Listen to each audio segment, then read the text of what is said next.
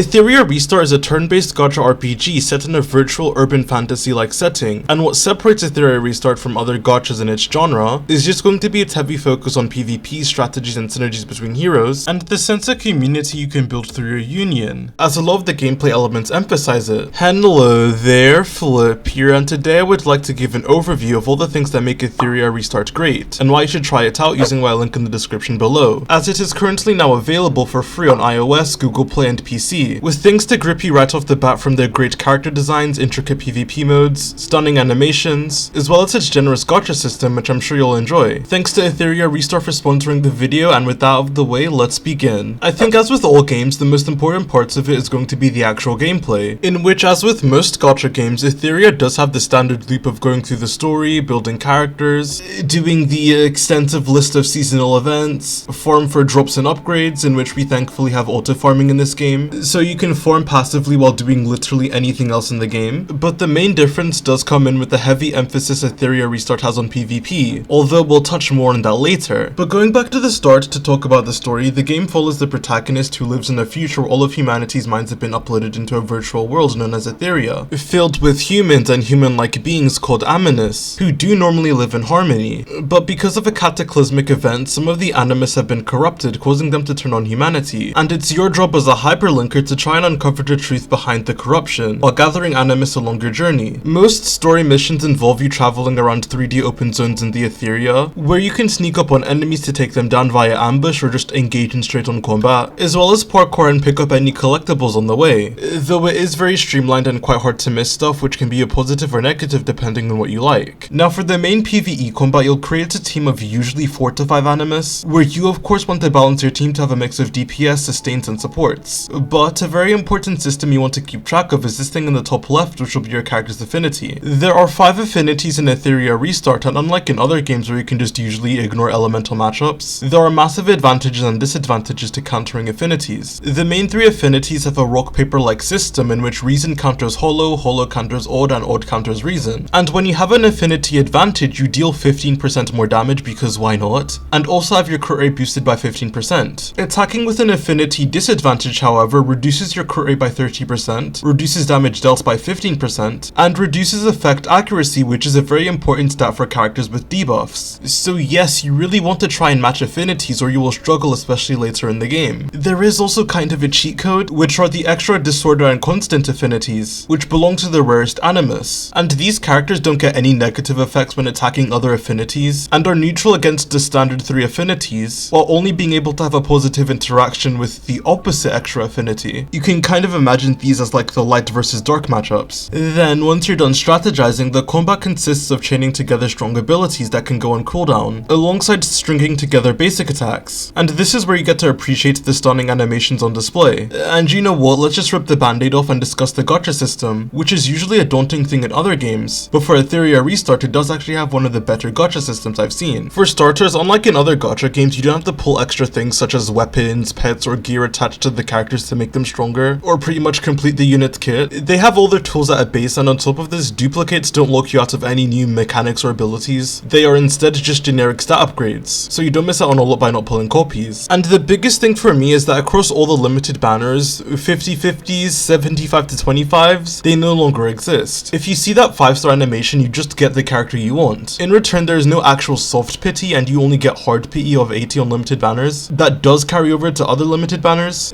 but let's be real, you are getting a hard pitied on all your other gacha games, so it's not worth worrying about too much. And for starting accounts, you have a banner with a hard pity of 40 where you'll be able to target a certain SSR of your choice. Do keep in mind though that this banner doesn't contain any disorder or constant units, so you may want to hold off on spending any premium currency there. There is also the standard banner that has a soft pity of 50 until the hard pity of 80, which has the 3 main affinities at a 75% chance to drop, with the 2 rarer affinities at a 25% drop chance once you get an SSR. Speaking of the extra affinities, there is a special extra affinity banner that only has disorder and constant units, so if you do want a better chance at getting them, here's your banner. Do keep in mind, however, that the tickets required to summon for extra affinities, either when they are limited or on the extra affinity banner, do cost 3 times as much, which goes to show just how valuable these types of units are.